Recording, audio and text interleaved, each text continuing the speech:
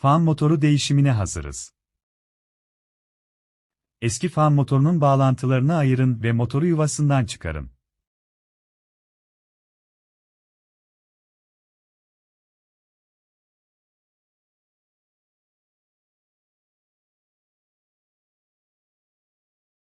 Hava kanallarını temizleyin ve bağlantı noktalarını kontrol edin.